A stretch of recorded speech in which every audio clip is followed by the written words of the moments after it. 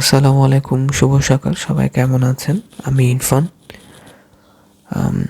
খামারে আমাদের প্রত্যেকদিন কাজ থাকে এই পর্দাগুলো উঠা নামা করা।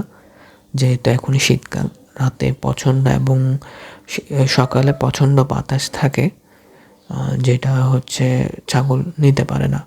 গরমকালে আবার সম্পূর্ণ ওপেন থাকে। এরপর এগুলো আমরা গুছিয়ে রেখে দেব, আবার বিকালে আবার নামিয়ে সুন্দর করে দিয়ে দেব। এরপর আমরা খামারে ঢুকে পানি দিয়ে ফ্লোরটি পরিষ্কার করে নেব, কারণ যেহেতু এরা সারা রাত এখানে থাকে, পায়খানা প্রস্রাব থাকে। সো এগুলো পানি দিয়ে পরিষ্কার করে সম্পূর্ণ পরিষ্কার করে নেব। পানিগুলো কিন্তু ড্রেনের মাধ্যমে সরাসরি নিচে চলে যায়, একদম নিচে। আর আমার খামারটা কিন্তু 7 তলার উপর।